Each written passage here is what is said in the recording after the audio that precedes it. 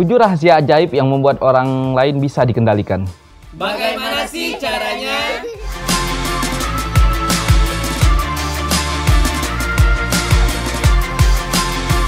Teknik rahasia agar orang lain patuh pada Anda nomor 2. Bagaimana cara membuat orang lain dibuat khawatir bahkan jadi takut jika tidak patuh pada Anda? Dari temanya saja ini sudah mengisyaratkan suatu yang lebih kuat dan mendasar dari sebelumnya. Kalau sebelumnya kita mengupas bagaimana membuat orang patuh dengan cara mereka berpikir, membuat mereka berpikir akan mendapat imbalan, baik itu dengan materi maupun tanpa materi.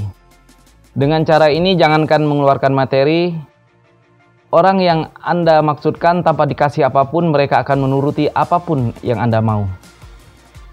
Ini memang bisa dibilang cukup mengerikan. Bagaimana tidak? Kita akan menggunakan teknik rahasia di mana Anda membuat mereka berpikir akan ada risiko jika mereka tidak patuh pada Anda. Menggunakan ini memang bisa sangat efektif, kuat dan langsung sebab ini adalah hal yang sangat mendasar pada pikiran manusia. Sebab ini menyentuh pikiran manusia paling dasar yaitu rasa takut. Jika kita bekerja di suatu perusahaan, kita ditugaskan memegang suatu tanggung jawab besar pada suatu tugas dengan target yang cukup besar dan luar biasa. Dalam target itu kita akan diberikan bonus jika mencapai target yang ditentukan dan dipecat jika tidak mencapai target. Lalu di sini apa yang membuat kita terpacu? Apakah bonus, imbalan yang akan kita dapat atau terancam akan dipecat jika tidak mendapat target? Tentu sebagian besar takut tidak mencapai target lah yang membuat lebih terdorong untuk menuruti perintah atasan kita. Pertanyaan selanjutnya, apakah benar target yang akan membuat kita takut? Sebenarnya tidak. Pikiran kita itu terkadang sering membodohi dirinya sendiri. Dan untuk melakukan itu, pikiran akan berlari begitu cepat. Bahkan lebih cepat daripada kita berlari, bahkan lebih kencang dari kecepatan kuda, bahkan mungkin bisa dikatakan lebih cepat dari kecepatan cahaya. Kita berpikir tumpang tindih akan risiko dan akibat apa yang akan terjadi jika sampai tidak mencapai target itu. Di dalam pikiran kita seolah sedang berlomba mencari kemalangan, mencari ketakutan apa yang akan terjadi jika yang dituju tidak tercapai. Jika tidak tercapai nanti akan dipecat, jika dipecat akan kehilangan penghasilan, jika tidak ada penghasilan akan miskin. Tidak ada uang, kelaparan, ditinggalkan pasangan, dihina, dan lain sebagainya. Pokoknya banyak, mereka tumpang tindih mencari kesengsaraan terdalam dalam pikiran mereka. Jadi sudah bisa dipastikan resiko, sanksi, dan apapun yang menyebabkan rasa resah dan takut merupakan rahasia agar orang patuh yang sangat kuat. Jika ada seseorang yang sedang terancam, dia akan dengan sukarela memberikan apa saja yang asalkan dia bisa selamat dari ancaman itu. Apalagi itu menyangkut nyawa. Saat nyawa sedang terancam, orang akan spontan dan tanpa berpikir panjang memberikan apapun yang dia miliki kepada orang yang sedang mengancamnya. Banyak hal lain yang membuat manusia menjadi takut, seperti wanita betapa takut untuk disaingi oleh wanita yang lainnya. Takut jika dia tidak lebih cantik, lebih mempunyai barang yang bermerek, atau disaingi dalam hal apapun. Takut inilah yang dimanfaatkan para pebisnis, membranding suatu produk hingga produk yang semestinya hanya biasa saja, dibuat jadi mahal dan berkelas. Dan mereka membentuk pikiran target pasarnya, konsumennya. Jika tidak memakai ini berarti dia orang yang kelas biasa saja, menengah ke bawah, dan lain sebagainya. Sehingga target marketnya berlomba-lomba membeli barang dengan harga yang paling mahal agar terlihat lebih di pandangan yang lainnya. Atau rasa takut lainnya adalah rasa takut akan rasa malu. Ini juga adalah salah satu yang sangat berpengaruh pada manusia. Malu jika gagal, dihina, dan banyak lainnya. Manusia paling tidak mau dipermalukan. Terkadang bagi sebagian orang ini adalah masalah harga dirinya. Jadi jika dia dipermalukan berarti harga dirinya tercoret dan dia kehilangan harga dirinya itu. Makanya jika ada seorang yang menantang dia untuk melakukan suatu walau dia tidak mau melakukannya, demi harga dirinya, daripada dia direndahkan karena dianggap takut, dia akan memaksakan dirinya untuk melakukan itu. Atau rasa takut lain adalah rasa takut ditinggalkan seseorang. Rasa takut akan sendiri dan ditinggalkan orang lain ini merupakan rasa takut lain yang sering dimanfaatkan orang lain untuk membuat orang agar patuh kepadanya. Namun terlepas dari itu, rasa takut walau terkadang membuat kita bisa membuat orang lain patuh pada kita, yang perlu Anda pahami, jangan terlalu memaksakan untuk melakukan tekanan. Sebab di saat seseorang di ujung rasa takutnya, Saat semua takut tak terbatas lagi, takut itu akan berubah jadi keterpaksaan untuk melawan. Jadi, walaupun dia mau melakukan, itu pun karena terpaksa. Makanya memang terkadang rasa takut ini mempunyai efek yang baik jika seorang sedang membutuhkannya. Ini membuat dirinya terpacu. Namun terkadang rasa takut ini mempunyai efek yang baik jika seorang sedang membutuhkan.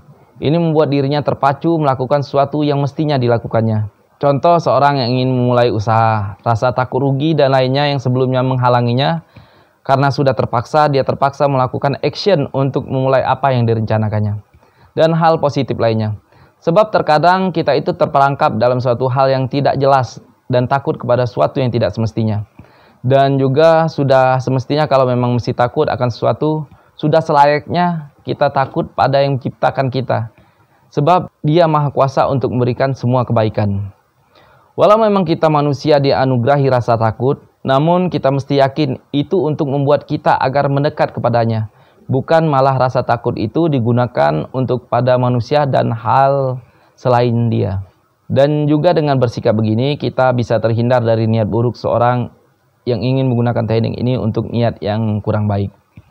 Kutipan di atas sengaja ditambahkan sekedar berbagi apa yang pernah diajarkan ke kami oleh yang lebih paham dan lebih berkompeten. Saya pribadi hanya sekedar mencoba mengingatkan dan berusaha menerapkan ke diri sendiri.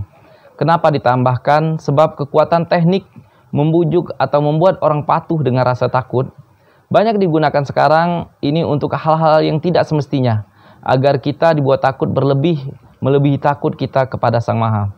Jadi saya pribadi mengapa menyampaikan teknik ini lebih agar kita semua tahu saja dengan tujuan agar bisa berhati-hati dengan teknik ini. Teknik rahasia agar orang lain patuh nomor 3. Sebelumnya kita sudah membahas 3 dari 7 teknik rahasia bagaimana cara membuat orang lain bisa dikendalikan. Berarti sekarang kita masuk ke teknik keempat. Di teknik keempat ini bagaimana membuat orang lain patuh dengan menggunakan teknik ganda, di mana kita akan menggabungkan teknik imbalan dan rasa takut. Selain itu, kita akan lebih mempertajam dan memperjelas maksudnya. Di dalam bidang promosi dan penjualan banyak dikenal faktor pain dan pleasure, di mana pain konsumen dibuat sadar dengan kerugian apa yang dialaminya jika dia tidak membeli atau menggunakan produk kita. Sebaliknya juga dia diberi faktor pleasure, yaitu kesenangan, apa keuntungan yang akan didapatnya jika dia memutuskan untuk membeli produk kita. Ini sudah biasa digunakan para penjual, di mana mereka menawarkan harga promo dan berbagai bonus jika segera memutuskan membeli sekarang, dan juga akan kehabisan harga promo dan diskon beserta bonus jika order melebihi waktu yang sudah ditentukan.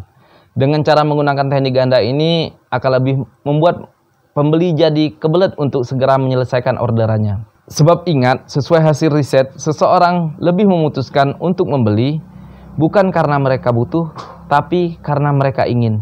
Jadi saat kita menggunakan teknik ganda, rasa ingin inilah yang akan bertambah besar. Ini membuat dia segera membeli produk yang kita tawarkan walaupun dia sebenarnya tidak butuh. Atau kita sering juga menemukan teknik ganda untuk seorang yang membujuk teman atau orang lain yang melakukan sesuatu yang dia inginkan, di mana dia akan secara halus ataupun tersirat akan sangat berterima kasih jika dituruti keinginannya, dan akan memusuhi bahkan mengucilkan dari pergaulan jika sebaliknya. Bahkan suatu dinasti, kerajaan, dan negara dari zaman dahulu sudah menggunakan cara ganda ini untuk menaklukkan dan membuat kerajaan atau lainnya patuh dengan mereka.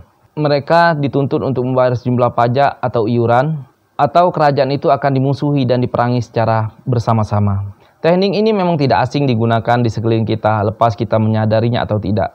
Dan ini akan lebih hebat hasilnya dibandingkan dengan hanya menggunakan teknik imbalan saja atau rasa takut saja. Sehingga jika mereka kurang berpengaruh teknik imbalan, mereka akan terpengaruh dengan teknik rasa takutnya. Atau sebaliknya. Sebab kita tahu masing-masing teknik, 1 atau 2, punya kelemahan masing-masing. Misalnya menggunakan teknik rasa takut jika tidak tepat dalam penggunaannya ataupun berlebihan, bisa-bisa ini berbalik ke diri kita sendiri. Oke, selanjutnya kita akan bahas bagaimana cara menggunakan teknik ganda agar orang lain patuh kepada Anda.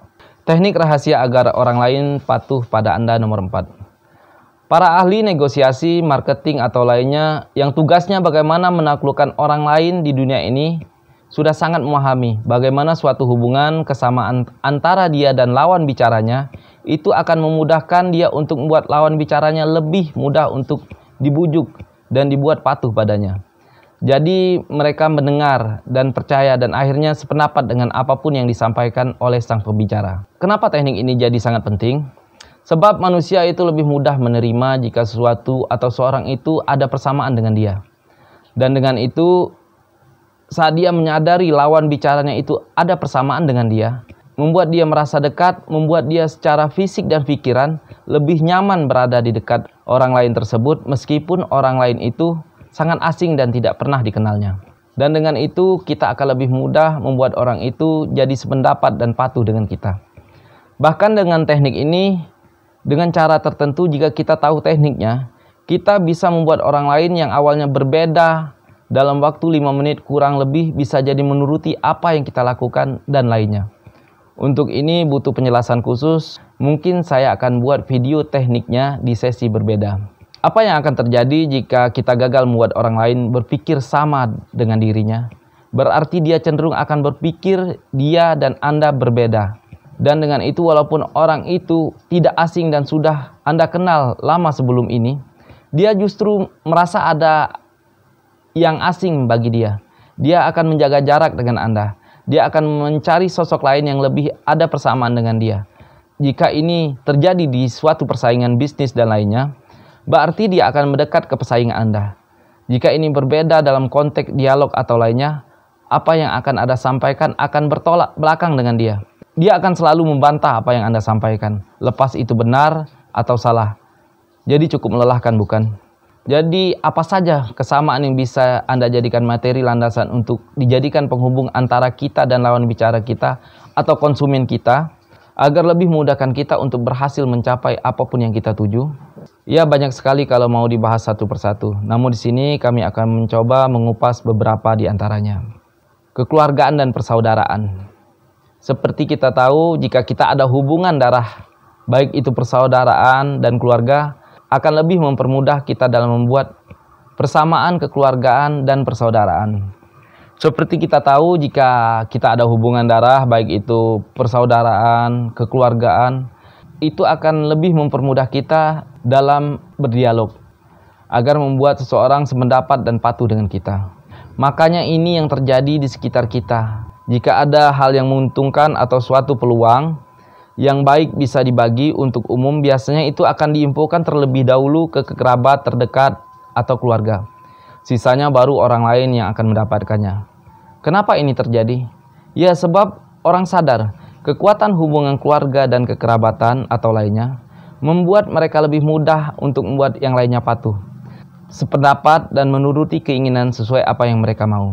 Jadi kalau kita bisa membuat orang sadar kita punya suatu hubungan kekerabatan, jika orang itu harus memilih di antara beberapa orang, dia akan mengutamakan mengambil keputusan sesuai hubungan kekerabatan yang paling dekat dengan dirinya.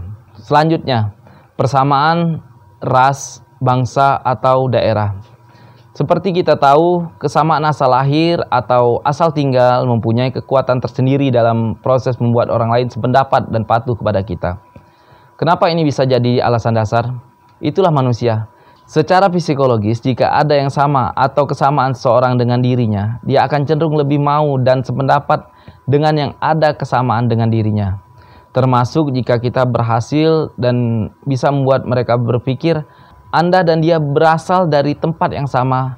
Dengan itu dia akan lebih terbuka menerima dengan apa yang Anda maksudkan dan apa yang Anda inginkan. Selanjutnya adalah persamaan senasib dan penanggungan. Saat seorang marketing sebuah showroom mobil berkata kepada seorang calon pembeli, "Bapak dan saya sama, punya anak lebih dari satu dan saya pribadi sangat nyaman dengan model mobil yang satu ini. Selain luas dan nyaman, tampilannya pun bisa diacungkan jempol. Tentu saja si calon pembeli akan sependapat dengan marketing tersebut daripada dia menawarkan model tersebut dengan cara yang lain, sebab dia merasa mempunyai suatu kesamaan dengan orang yang menawarkan produknya. Daripada si marketing itu menawarkan produk tersebut dengan cara yang lain, sebab di awal komunikasi dia sudah membentuk suatu kesamaan antara dia dan calon bayarnya. Dan seperti yang disampaikan sebelumnya, manusia secara psikologis pikirannya akan lebih terbuka dan menuruti orang lain yang ada kesamaan dengan dirinya. Ada banyak teknik dan cara untuk membuat orang lain menjadi punya hubungan dan kesamaan dengan Anda. Jadi dia lebih mudah diajak sependapat dan patuh dengan Anda.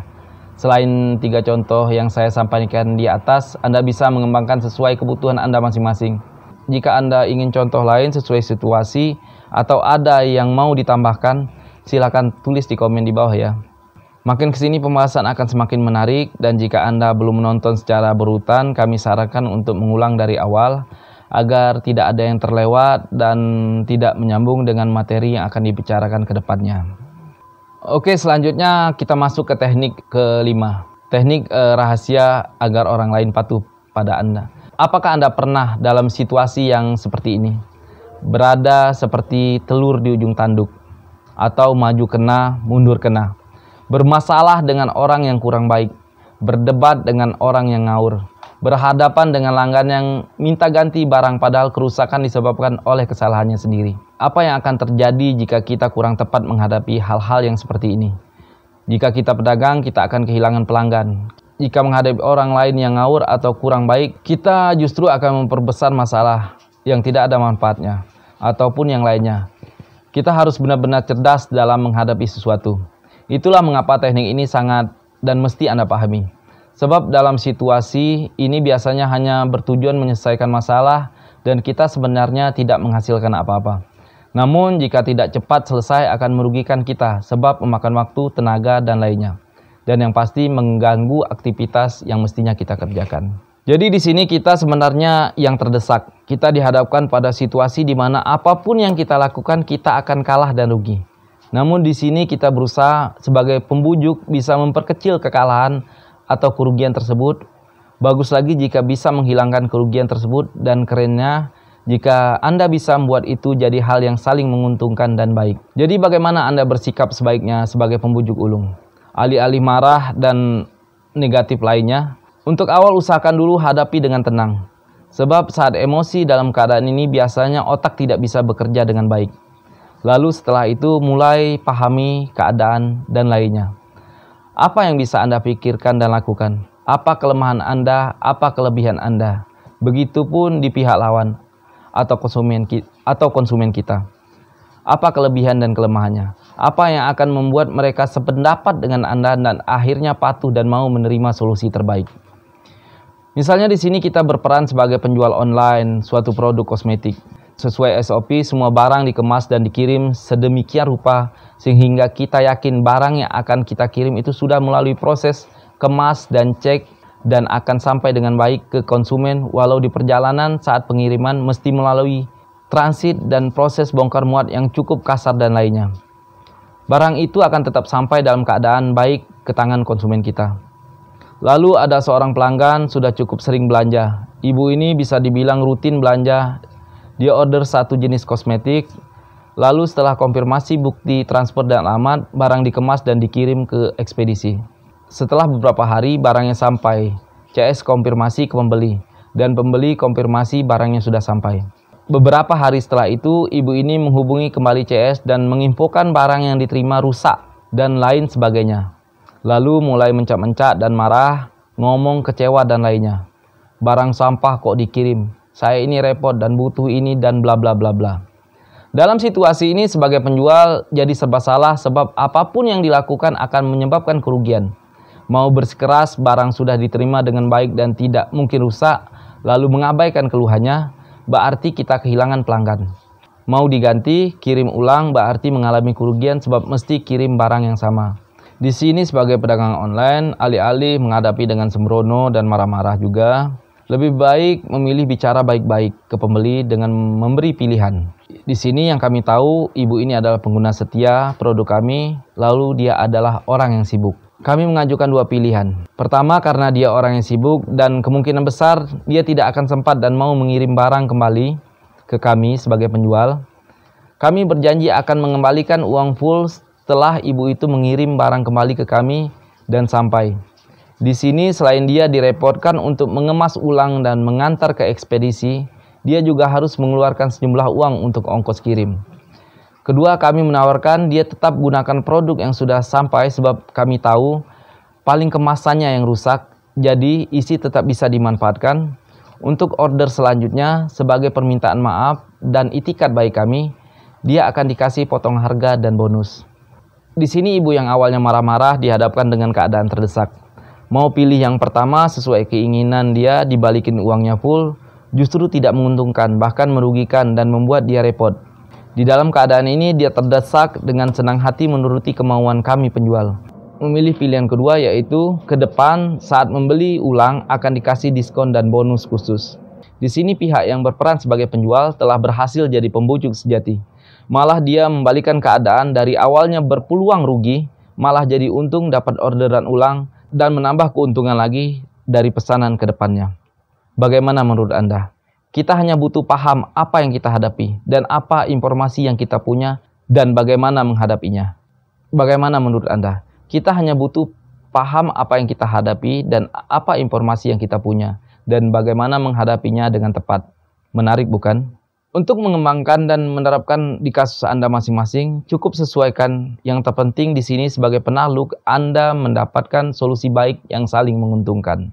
Selanjutnya, teknik rahasia agar orang lain patuh pada Anda nomor 6. Bagaimana cara membuat orang lain berpikir dan seide dan akhirnya menerima apapun yang Anda katakan jika mereka berpikir bahwa Anda lah pakarnya. Untuk teknik yang satu ini, Anda perlu upaya yang cukup berat. Sebab untuk didengarkan, dipatuhi, dan dipercaya, Anda harus berada dan punya kemampuan lebih dari orang lain, terutama orang yang sedang Anda ajak bicara dan lainnya. Bagaimana dan apa yang dilakukan orang untuk bisa dikategorikan sebagai pakar atau ahli? Bermacam-macam dan banyak agar predikat ahli dan pakar bisa diraih, agar meningkatkan kepercayaan dan kepatuhan orang lain kepada Anda dan lainnya. Misal, untuk ini orang melakukan belajar dan berjuang menyelesaikan pendidikan yang paling tinggi, S1, S2, S3, bahkan sampai profesor dan lainnya. Ada juga yang mengikuti berbagai pelatihan, training, hingga mempunyai segudang sertifikat untuk membuktikan dialah ahli di bidang itu. Atau mengasah bakat dan hobinya melalui proses mencoba dan gagal berulang hingga menemukan dan mencapai sesuatu yang jarang dilakukan orang lain, bahkan pernah orang capai. Atau ada juga yang memang tidak punya kemampuan atau minim kemampuan. Dia promosi dan berkoar tentang suatu kemampuan dan keahlian, walau sebenarnya dia tidak mempunyai kemampuan itu. Namun dengan konsisten berkoar sampai akhirnya orang percaya dialah pakar di bidang itu. Untuk ini di zaman berkembangnya dunia internet dan banyaknya media sosial, bisa dibilang cukup mudah dilakukan dan banyak diterapkan di dunia nyata, walau sebenarnya mereka sadar sedang menipu diri sendiri. Lalu untuk menyatakan suatu keahlian dan pakar dalam suatu bidang, terkadang agar terlihat beda, orang membuat sesuatu yang beda dari orang pada umumnya. Pertama, itu bertujuan agar orang lainnya tidak paham dengan itu, agar mereka sesama ahli di bidang itu saja yang paham. Kedua, agar terlihat spesial dan tidak biasa saja. Kita bisa lihat di sekitar kita, para pakar membuat perbedaan untuk itu. Seperti perbedaan tulisan agar tak terbaca dan dipahami orang awam. Atau perbedaan membuat bahasa dan istilah khusus. Ada juga yang membedakan pakaian dan seragam. Atau ada juga yang membuat suatu gerakan yang aneh dan menarik agar mereka dikenal dan ahli di bidang itu. Ini bisa kita lihat di kafe atau bar dan lainnya, di mana mereka menyajikan gerakan khusus untuk menyiapkan dan meracik suatu minuman. Atau para koki yang memakai pakaian khusus untuk mengatakan mereka adalah ahli dalam pakar bidang itu. Lalu apa pentingnya membuat orang berpikir kitalah ahli dan pakar dalam suatu bidang, dan apa hubungannya dengan teknik ini? Dalam suatu rapat terjadi perdebatan sengit, apa yang sebaiknya dilakukan untuk membangkitkan kembali perusahaan yang sedang terpuruk. Dari meeting sebelumnya akhirnya akan ditunjuk 3 kandidat. Dari 3 kandidat itu akan dipilih 1 orang yang akan menjadi pimpinan baru. Yang otomatis dengan itu orang yang terpilih itu akan naik pangkat dan sekaligus gajinya. Dan di saat seperti ini, siapa yang menurut Anda yang akan terpilih? Tentu orang yang paling kompeten dan dianggap paling pakar dan ahli untuk mengemban tugas itu. Yang terpilih itu dipercaya, ya kan? Sekarang misal Anda atau keluarga Anda sedang sakit, mungkinkah Anda membawanya ke bengkel atau ke pasar? Tentu tidak, bukan? Lalu saat Anda berada di rumah sakit, dari banyak dokter yang tertera, ada dokter umum dan spesialis, Anda akan pilih yang mana? sudah semestinya Anda pilih spesialis, ya kan? Mengapa? Ya, sebab Anda akan lebih percaya. Anda akan lebih yakin rumah sakitlah tempat mengobati suatu penyakit. Dan dokter spesialislah yang lebih tahu dan paham untuk menyembuhkan orang yang sedang sakit dibanding dokter umum. Lepas dari si sakit sembuh atau tidak, atau lainnya. Atau Anda berada di suatu kumpulan atau komunitas atau lainnya. Pada suatu momen ada sebuah perlombaan. Perlombaan ini menyebutkan siapapun yang menjadi juara akan diberi hadiah yang cukup besar dan akan diterima sebagai karyawan tetap di sebuah perusahaan besar yang gajinya bisa dibilang wow. Satu-satunya cara agar Anda bisa diajak dan ikut dalam perlombaan ini adalah jika Anda bisa membuktikan bahwa Andalah ahli dalam salah satu bidang yang akan dilombakan. Iya kan? Dan banyak contoh lainnya yang bisa Anda lihat di sekitar Anda. Orang rela bekerja keras dan berjuang untuk menjadi ahli dan pakar dalam suatu bidang. Dan sudah jadi salah satu sifat dasar manusia, harus jadi lebih dari yang lainnya. Mereka akan gusar jika mereka merasa tertinggal. Dan ini jadi sangat penting saat Anda jadi seorang pimpinan. Dan dengan itu Anda harus minimal paham dengan semua pekerjaan, apapun jenisnya, yang ada di tempat Anda memimpin. Dan untuk menjaga kepemimpinan Anda harus tetap belajar terus agar karyawan tetap menganggap Anda lebih pakar darinya. Dengan itu, menjaga eksistensi Anda sebagai pimpinan. Jadi apa yang Anda katakan dan perintahkan tetap dipercaya dan dipatuhi oleh karyawan. Apa yang terjadi jika kita tidak punya faktor ahli atau pakar di dalam suatu bidang? Ya sudah jelas kita akan jadi yang biasa. Jika karyawan biasa. Jika sekolah, kita akan jadi murid yang biasa. Atau jika kita pebisnis, jika kita gagal membranding bisnis kita adalah ahli di bidangnya, tentu saja akan sepi pelanggan. Sebab orang menganggap bisnis kita kurang punya kemampuan dan mereka kurang percaya memakai jasa dan produk kita. Atau jika kita bicara suatu hal yang orang anggap kita bukan ahli dan pakar di bidang itu, bisa-bisa kita hanya akan ditertawakan kalau kita ikut membahasnya. Dan apapun pendapat kita dan yang kita katakan hanya akan dibantah dan ditolak. Walaupun kita tulus niat membantu dan yang kita utarakan itu benar. Menyedihkan bukan? Oke, tetaplah belajar, kuasai sesuatu, bukan malah dikuasai sesuatu. Anda yang putuskan jadi yang dikendalikan atau yang mengendalikan. Selanjutnya, teknik rahasia agar orang lain patuh pada Anda nomor 7. Tidak terasa sudah sampai ke teknik rahasia ke-7. Bagaimana cara membuat orang percaya dan patuh pada Anda dengan teknik jadi bisa dipercaya dan diandalkan.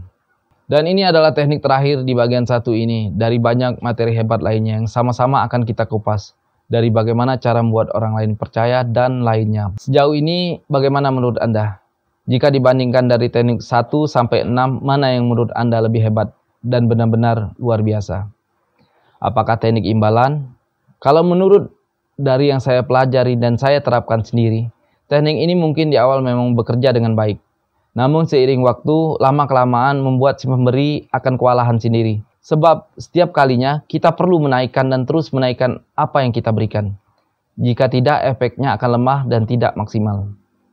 Anda bisa buktikan saat membiasakan memberikan imbalan, menyuruh anak untuk belajar atau melakukan sesuatu.